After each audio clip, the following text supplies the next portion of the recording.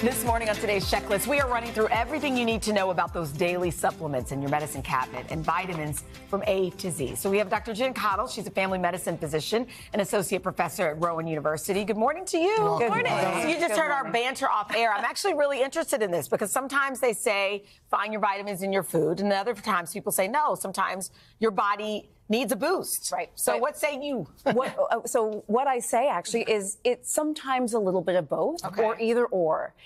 So for most people, I would say as a family doctor, most people are probably going to be able to get their nutrients, minerals, vitamins from food, especially if we eat a well-balanced diet. And assuming we don't have any major underlying conditions, we'll go over some people who may need something.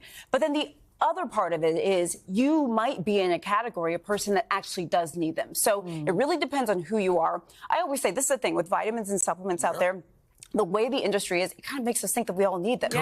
Don't assume that, okay? And remember that vitamins and supplements, we can take too many. Sometimes they can interact with each other, and sometimes they can interact with other medications that our doctor is prescribing. So the biggest thing when it comes to multivitamins is it's not necessarily a no, but it's not necessarily a yes. You got to talk to your doctor. So let's talk about that group that you just mentioned, folks who should be taking vitamins or supplements, perhaps. So there's a number of people who may not be able to get their nutrition from food. And by the way, this is not what the topic is about, but some diets I love, Mediterranean diet, the DASH diet, just a wide range of fruits, veggies, lean protein, etc. But people who have been tested for a vitamin deficiency, we can actually test for many of these. If you have a vitamin deficiency, if you eat a very restrictive diet, there are some people who don't eat a lot of different things.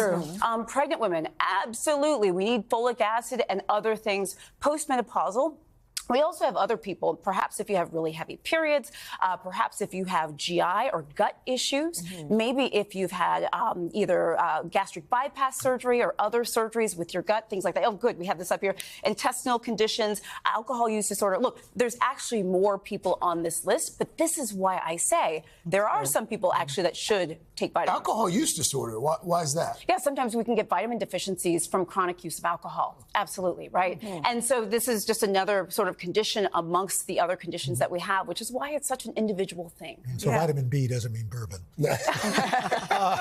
What are some of the other important vitamins and minerals we need to? Yeah, so, just a couple things that we often hear about. We're hearing a lot about vitamin D. Actually, that's the middle one, but we'll start there. A lot of people are deficient in vitamin D, including myself. I'm on a high-dose vitamin D by my doctor. We get it from the sun, but there are certain people, if we have darker skin and others, we may not get as much as we need. But this vitamin D helps with not only our immune system, but also helps us absorb calcium. I'm not saying everyone needs to take vitamin D. What I'm saying is this is important to know about because of what it does. Also, folic acid, important for pregnant women. It sort of prevents neural tube defects, which are birth defects in babies. So important. It's one of the reasons why we recommend prenatal vitamins. And then vitamin B12 is often another vitamin we hear about. It can cause anemia and neuropsychiatric conditions. Again, we can test for some of these. Your doctor may recommend them, but just some really good ones, I think, to know about. I think you're good with vitamin D for a while.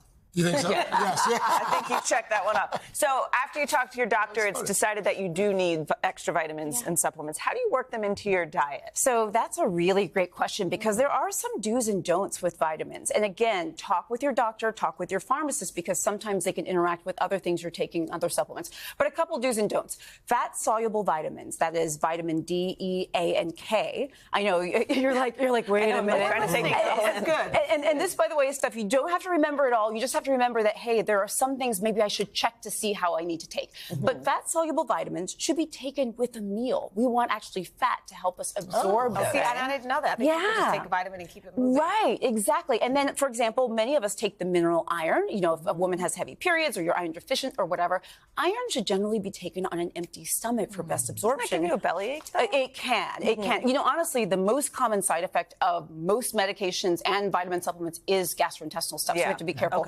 But some doctors recommend taking iron with vitamin C, like orange juice or something like that to help with absorption. Last thing is, if you're taking lots of minerals, again, this would only be under your doctor's advice, you may want to consider separating them because sometimes taking lots of minerals in higher doses can compete with one another for absorption.